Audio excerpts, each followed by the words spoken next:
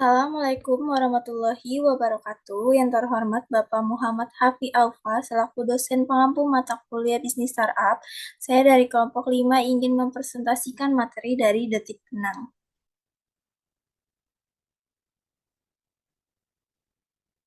Oke, slide pertama itu ada fenomena. Fenomena yang kami angkat adalah meningkatnya kesadaran masyarakat, khususnya anak muda terhadap pentingnya kesehatan mental. Di era sekarang, kita bisa lihat banyak anak muda yang mulai terbuka membicarakan stres, kecemasan, dan kelelahan. Mereka sadar bahwa kesehatan mental itu sama pentingnya dengan kesehatan fisik. Tapi meskipun kesadaran itu meningkat, layanan kesehatan mental di Indonesia masih belum sepenuhnya terbuka untuk umum. Masih banyak yang merasa takut dicap lemah, takut dihakimi, atau bahkan tidak tahu harus cari bantuan kemana. Ditambah lagi, layanan kesehatan mental seringkali sulit diakses, baik karena biaya maupun lokasi. Nah, dari data inilah kami melihat adanya kebutuhan besar untuk menyediakan layanan yang lebih terbuka, mudah diakses, dan nyaman. Itulah yang melatar belakangi hadirnya Detik Tenang. Oke, yang slide kedua itu ada need atau kebutuhan. Masyarakat saat ini tuh sangat membutuhkan ruang yang bisa membantu mereka menengani diri tanpa harus merasa takut, malu, atau canggung. Banyak dari kita yang sebenarnya butuh seseorang untuk mendengar atau sekedar tempat untuk menyendiri dan meredakan tekanan. Tapi sayangnya belum banyak ruang seperti itu yang tersedia secara umum. Layanan kesehatan mental juga kadang terasa terlalu formal atau terlalu rumit prosedurnya. Nah, kami ingin menghadirkan solusi berupa ruang aman yang bentuknya tidak terlalu kaku, tetap profesional, tapi bisa diakses siapa saja secara ringan.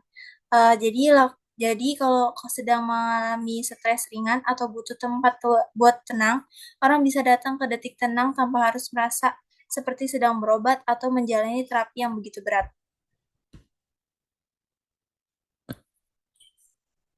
Oke, selanjutnya itu ada Pontial Market. Jadi dari sisi bisnis ini, kami melihat potensi pasar yang sangat besar, misalnya untuk layanan konseling singkat dengan harga 35.000 per sesi.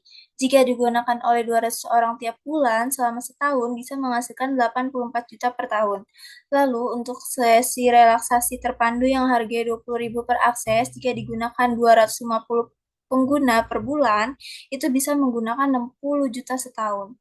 Dan itu bisa menghasilkan 60 juta setahun.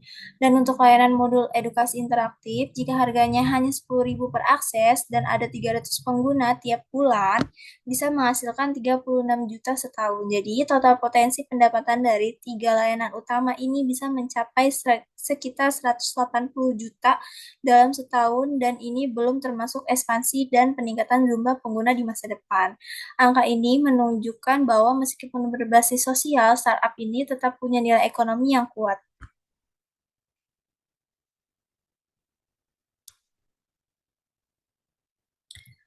Oke, untuk solusinya yang kami tawarkan berbeda dari kebanyakan layanan mental health.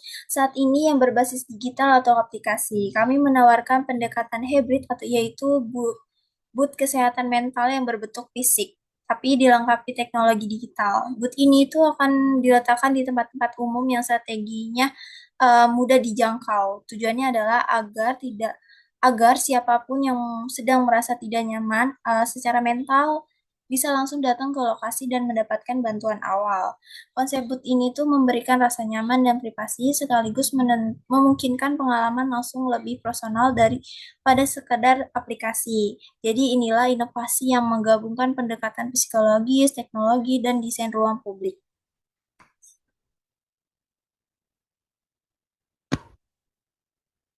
Oke, untuk produknya ini tuh, jadi booth Detik Tenang itu dirancang dengan desain yang kedap suara dan estetik, supaya menciptakan suasana yang tenang dan tidak menakutkan. Dalam booth ini terdapat beberapa fitur digital seperti layar edukasi interaktif yang bisa menjelaskan tentang gejala-gejala stres, cara mengelola emosi, dan sebagainya.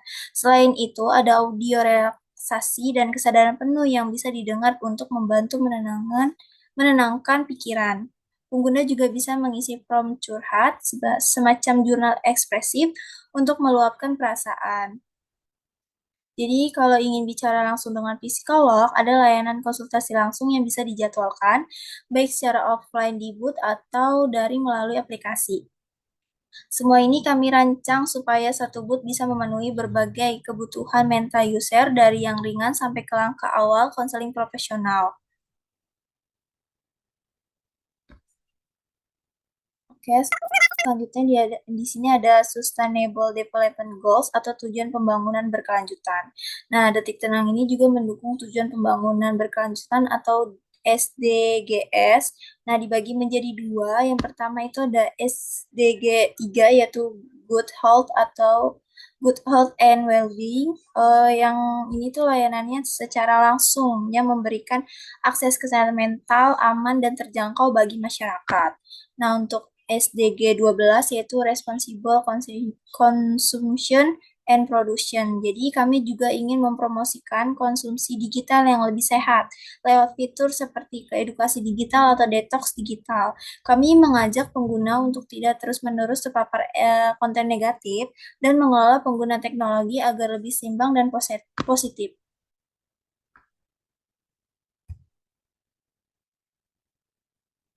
Oke, selanjutnya di sini ada potential customer.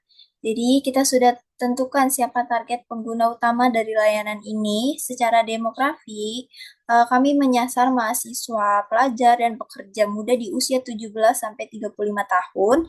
Ini adalah kelompok usia yang sangat aktif secara sosial dan produktif, tapi juga rawan mengalami tekanan mental karena berbagai tuntutan. Mereka bisa berkegiatan di sekitar kampus, ruang kerja bersama, atau pusat komunitas. Itulah sebabnya lokasi penempatan booth juga disesuaikan dengan tempat-tempat tersebut. Lalu untuk secara psikografinya ini adalah orang-orang yang sudah mulai sadar pentingnya menjaga menjaga mental health. Mereka biasanya tuh menyukai ruang yang tenang, nyaman, dan terbuka terhadap bantuan profesional. Nah, untuk ekonomi grafinya ini, kami adalah individu dengan penghasilan menengah ke atas, di atas 3 juta per bulan, yang sudah terbiasa menyisihkan pengeluaran untuk self-care, seperti relaksi, nge-gym, kesehatan program, dan lainnya. Yang artinya mereka sudah punya daya beli untuk mengakses layanan seperti ini secara rutin.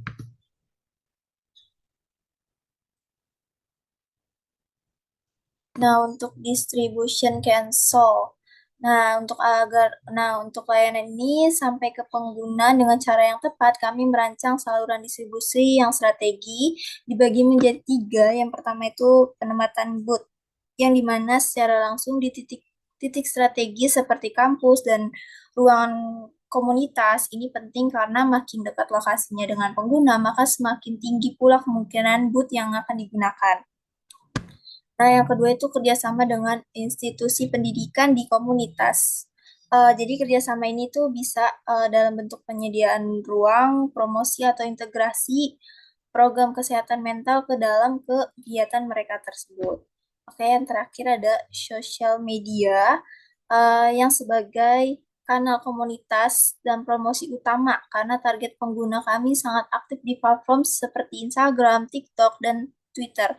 Maka pendekatan digital jadi kunci untuk membangun kesadaran dan membentuk pendekatan dengan mereka.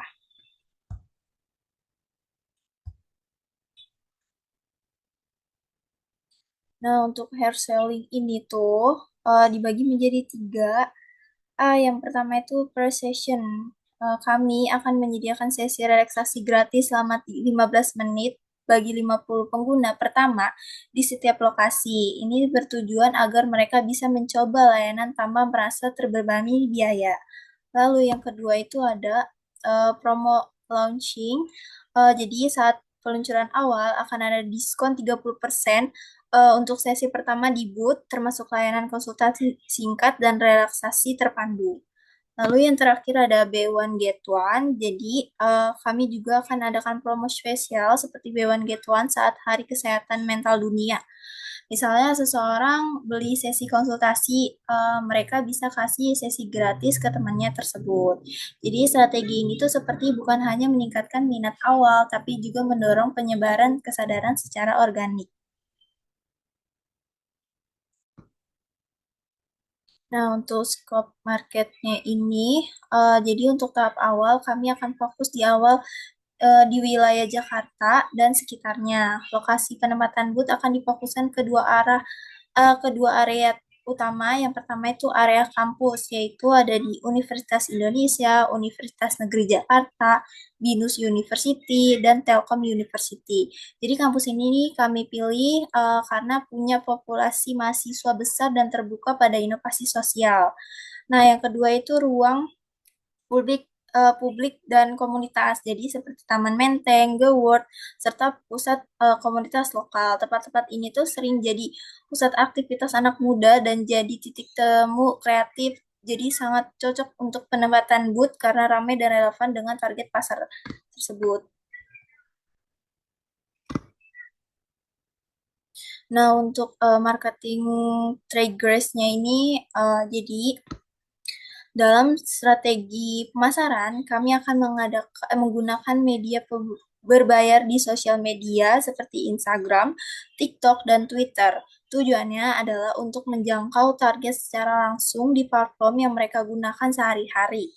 Tapi tidak hanya promosi biasa, kami juga menyusun konten edukasi ringan yang membahas seputar stres, kelelahan, cara mengelola emosi, dan pentingnya detox digital. eh, dengan strategi ini kami ingin Detik Tenang hanya dikenal sebagai layanan, tapi juga menjadi sumber informasi yang ramah terpercaya soal mental health di kalangan anak muda.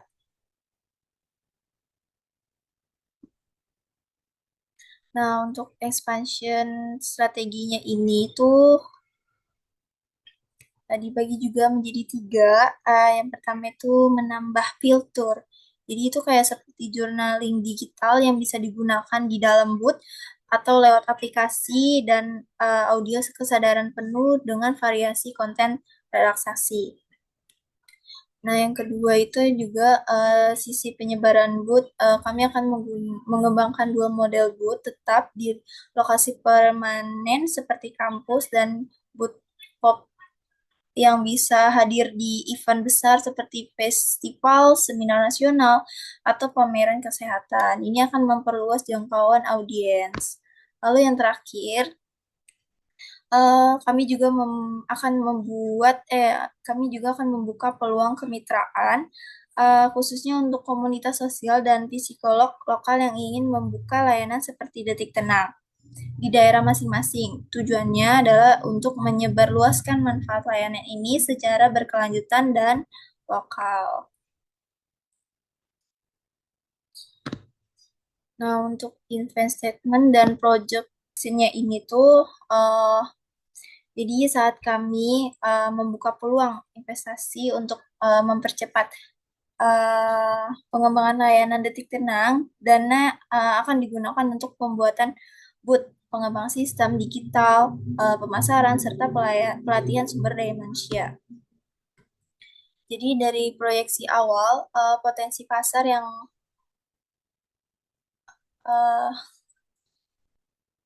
Jadi dari proyeksi awal, potensi pasar yang kami targetkan bisa memberikan pemasukan ratusan juta rupiah per tahun, seiring meningkatnya kesadaran masyarakat terhadap mental health. Permintaan layanan seperti ini akan tumbuh menjadi pesat. Jadi kami percaya bahwa ini bukan hanya investasi dari sisi bisnis, tapi juga bentuk kontribusi terhadap kesejahteraan sosial dan kesehatan masyarakat di Indonesia.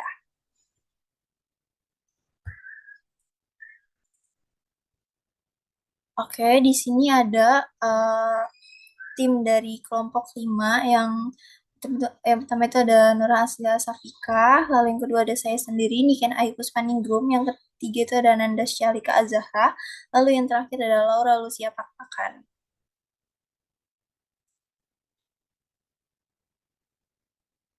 Oke, baik. Sekian pemaparan materi dari kelompok 5. Kurang dan lebihnya mohon maaf. Wabillahi taufiq walhidayah. Wassalamualaikum warahmatullahi wabarakatuh.